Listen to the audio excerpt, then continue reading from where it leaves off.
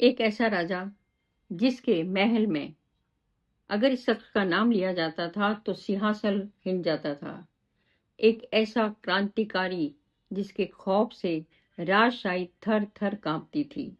एक ऐसी खौफनाक रात जब एक देशभक्त को जिंदा जलाकर यह भ्रम फैला गया कि उसने खुद आत्महत्या कर ली है।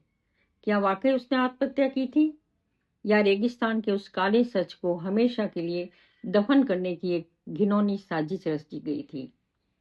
आइए आज हम उस बात पे पर्दा उठाते हैं। ये कहानी है जैसलमेर के उस फौलाद की कहानी जिसके नाम से राजाओं की रातों की नींद उड़ जाती थी। अमर स्वतंत्रता सेनानी सागरमल गोपा। जैसलमेर के इतिहास के पन्नों को जब हम पलटते हैं तो हमें वहां केवल रेत के धोरे, भव्य किले और राजा महाराजाओं की शानो शौकत ही दिखाई देती है।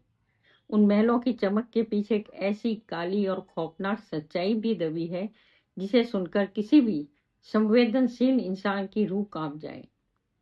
बात है 20वीं सदी के शुरुआती दशकों की। इस समय पूरा भारत अंग्रेजों की गुलामी के खिलाफ एक बड़े तूफान की तरह उठ खड़ा हुआ था। महात्मा गांधी के नेतृत्व में देश भर में असहयोग आंदोलन और सविनय अवज्ञा आंदोलन की आंधी चल रही थी। लेकिन राजस्थान के पश्चिमी छोर पर बसा जैसलमेर एक ऐसी रियासत थी जहां बाहर की हवा आने पर भी पाबंदी थी। वहां के महारावल इस बात से थर थर कांपते थे कि अगर जैसलमेर की भोली भाली जनता जागरूक हो गई तो उनकी जागीरदारी और रियासत का एकाधिकार एक पल भी नहीं टिकेगा। ये वजह थी कि जैसलमेर में प्रेस के आने पर सख्त पहरा था। बाहर के अखबार बैन थे और राजा के खिलाफ आंख उठाकर देखना भी सीधे सीधे मौत को दावत देना था। इसी दमनकारी और घुटन भरे माहौल में 3 नवंबर 1900 को जैसलमेर के एक प्रतिष्ठित और संपन्न ब्राह्मण परिवार में सागरमल गोपा का जन्म हुआ। उनके पिता अखेराज गोपा रियासत के दीवान के यहाँ एक बेहद सम्मानित पद पर कार्य करते थे। धन में कोई कमी नहीं थी, सुख सुविधा में कोई कमी नहीं थी। सागरमल जी का लालन पालन एक शाही अंदाज में हुआ था। लेकिन हैरानी की बात यह थी कि बाल्यावस्था से उनके भीतर एक अजीब सी विद्रोही और बागी चेतना सुलग रही थी। वे बचपन से ही अपने आसपास के गरीब किसानों और आम जनता को सजा के जुल्मों का शिकार देखते, सरकार परेशान करती उनको, तो उनका मन उन जुल्म को देखकर बहुत दुखी होता। वे देखते थे कि कैसे रियासत के कारिंदे किसानों से मन माने कर यानी लाख बाग वसूलते हैं। गरीब जनता दाने दाने को मोहताज थी। उनके पास तन ढकने को कपड़े नहीं थे और राजा अपनी विलासिता को ऐशो आराम से डूबे रहते थे। सागरमल गोपा के कोमल मन में तभी से यह सवाल बार बार गूंजने लगा कि क्या इंसान सिर्फ इसलिए पैदा होता है कि वह किसी राजा की गुलामी करे? क्या रेगिस्तान के लोगों को खुलकर सांस लेने और आजादी से जीने का कोई हक नहीं है? जैसे जैसे सागरमल जी बड़े हुए, उनका एक विद्रोह एक गहरा होता चला गया। उन्होंने अपनी शिक्षा पूरी करने के बाद सरकारी नौकरी या किसी भी आरामदेह जीवन को चुनने के बजाय देश सेवा, जन जागरण का सबसे खतरनाक रास्ता चुना। उन्होंने महसूस किया कि जैसलमेर की खामोश जनता को जगाने के लिए सबसे पहले यहाँ के इस क्रूर राजशाही तंत्र का असली चेहरा सबके सामने लाना होगा। लेकिन जैसलमेर की सीमा के भीतर रहकर राजा के खिलाफ एक शब्द भी लिखना या बोलना अपनी मौत को खुद बुलावा देना था। इसलिए उन्होंने नागपुर में अपना कार्य क्षेत्र बनाया। उन्होंने क्रांतिकारी गतिविधियों में पूरी ताकत से हिस्सा लेना शुरू किया और पत्रकारिता के माध्यम से राजा के काले कारनामों की पोल खोलनी शुरू कर दी। उस दौर में जब मारवाड़ और पूरे राजपुताना में प्रजामंडल आंदोलन की आग सुलग रही थी, तब सागरमल गोपा ने जैसलमेर में भी राजनीतिक चेतना जगाने का बीड़ा उठाया। 1939 1939 में जब जैसलमेर प्रजामंडल की स्थापना हुई तो सागरमल जी उसकी रीढ़ की हड्डी बन गए। वे लगातार नागपुर से जैसलमेर के लोगों के संपर्क में रहे, उन्हें उनके अधिकारों के प्रति जागरूक करते रहे। जब जैसलमेर के महाराज जवाहर सिंह और उनके चापलूस दरबारियों को यह पता चला कि नागपुर में बैठा हुआ अकेला शख्स उनकी जड़ों को खोखला कर रहा है, तो उन्होंने बौखला कर सागरमल जी गोपा के जैसलमेर आने पर आजीवन प्रतिबंध लगा दिया। इतना ही नहीं, उनकी सारी संपत्ति जब्त करने के फरमान भी जारी कर दिए गए। लेकिन एक सच्चा देशभक्त और क्रांतिकारी इन धमकियों से कहां डरने वाला था। सागरमल गोपा ने राजा के इन हुक्मों को एक फूंक में उड़ा दिया। इस खतरनाक संघर्ष के दौरान सागरमल गोपा ने 2 ऐसी ऐतिहासिक और सनसनीखेज पुस्तकें लिखी जिन्होंने जैसलमेर के राजमहल में भूकंप ला दिया। पहली पुस्तक का नाम था जैसलमेर का गुंडा राज और दूसरी पुस्तक थी आजादी के दीवाने।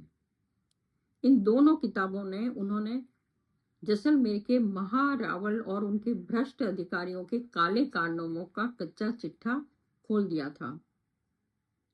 जैसलमेर का गुंडा राज में उन्होंने सिलसिलेवार तरीके से लिखा कि कैसे रियासत में आम जनता पर अमानवीय अत्याचार किए जाते हैं, जेलों में किस तरह क्रूरता की सारी हदें पार कर दी जाती है और राजा जनता के खून पसीने की कमाई को कैसे पानी की तरह उड़ाता है।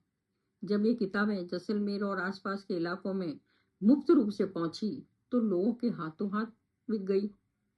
जनता के बीच इन किताबों में एक बारूद का काम किया। लोग जब राजा के खिलाफ धीरे धीरे बगावत के मूड में आने लगे थे, तिल मिलाए हुए महारावल जवाहर सिंह ने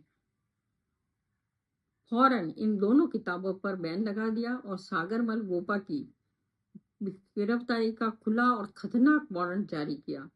राजा के गुप्तचर और जासूस उनकी हर एक हरकत पर नजर गड़ाए हुए थे। मई 1941 में 1941 में मई का महीना था। सागरमल गोपा के पिता का देहांत हो चुका था। उनके पिता के अंतिम संस्कार और शोक व्यक्त करने के लिए बेहद गुप्त रूप से अपनी जान जोखिम में डालकर वो जैसलमेर पहुंचे, लेकिन रियासत के जासूसों को इसकी भनक लग गई। तो 25 मई 1941 को रास्ते में ही उन्हें घेर लिया गया और गिरफ्तार कर लिया गया।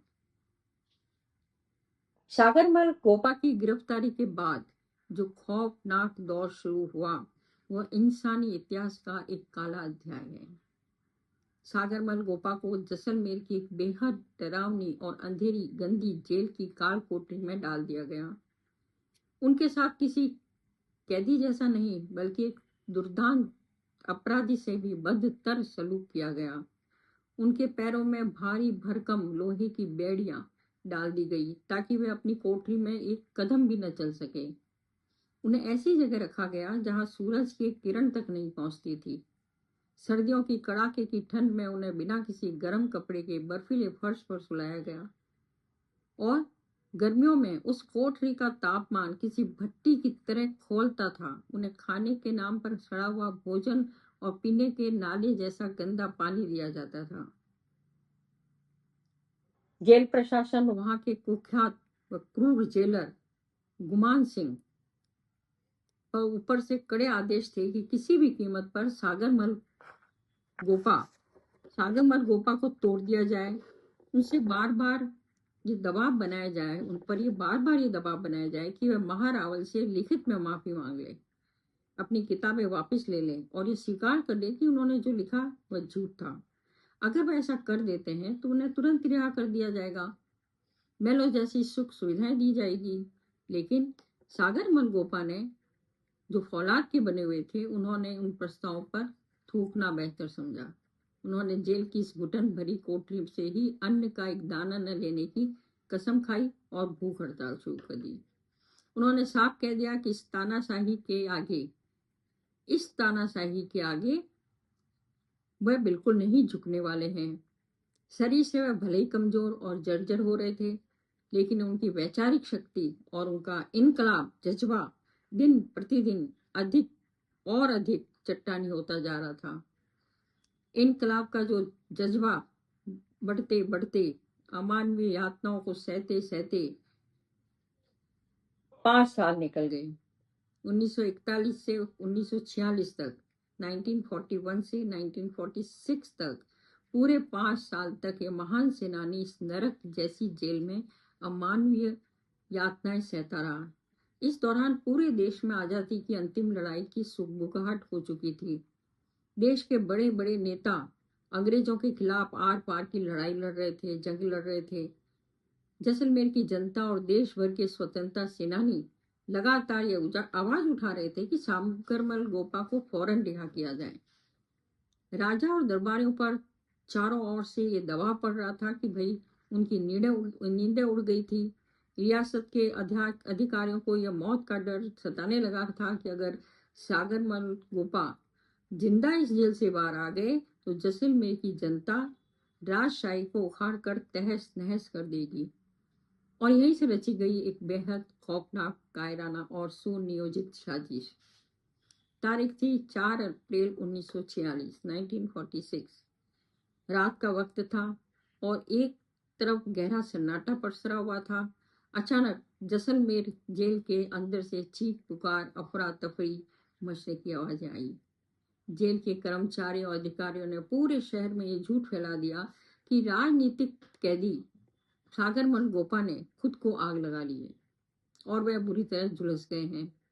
आनन फानन में उन्हें जेल से निकाल कर अस्पताल पहुंचाया गया, लेकिन तब तक बहुत देर हो चुकी थी। उनका पूरा शरीर आग की लपटों से बुरी तरह जल चुका था।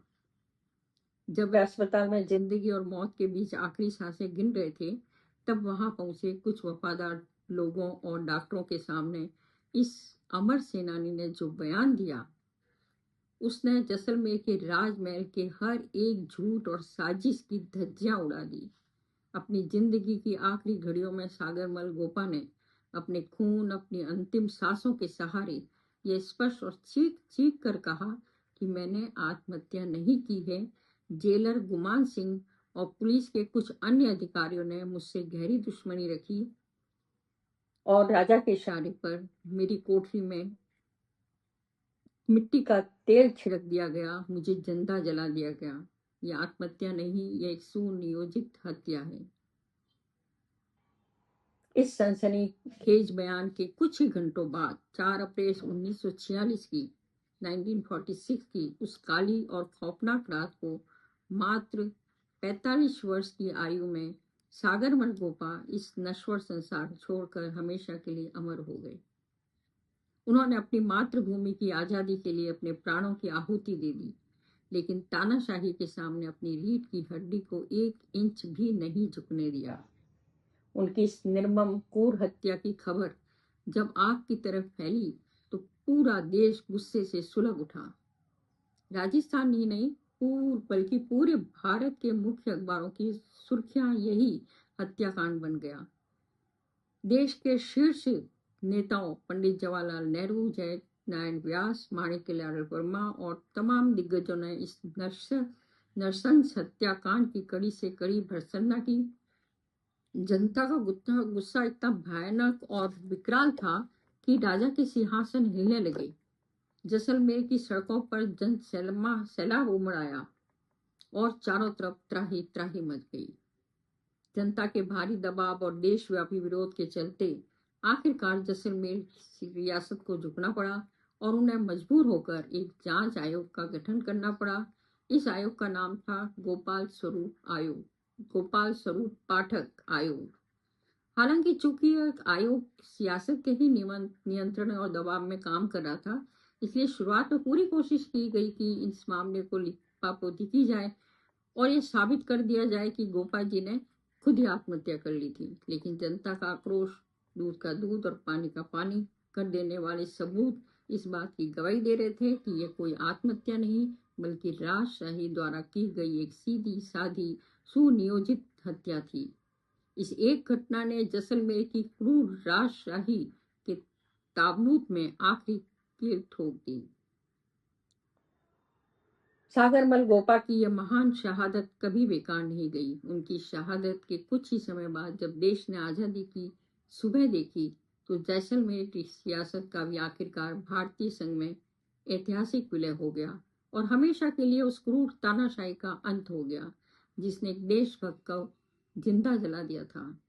आज जब हम एक स्वतंत्र और खुले भारत में सांस ले रहे हैं, चैन की सांस ले रहे हैं, तो हमें कभी नहीं भूलना चाहिए कि हमारी आज़ादी हमें मुफ्त के खैरात में नहीं मिली है।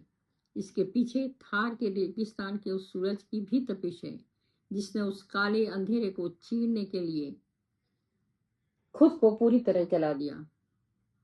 सागरमल गोपा आज हमारे बीच शारीरिक रूप से मौजूद नहीं है, लेकिन उनकी लिखी गई हर एक पंक्ति, उनका एक फौलादी संघर्ष और उनकी दर्दनाक शहादत हमारे इतिहास के पन्नों पर स्वर्ण अक्षरों में हमेशा के लिए अमर हो चुकी है।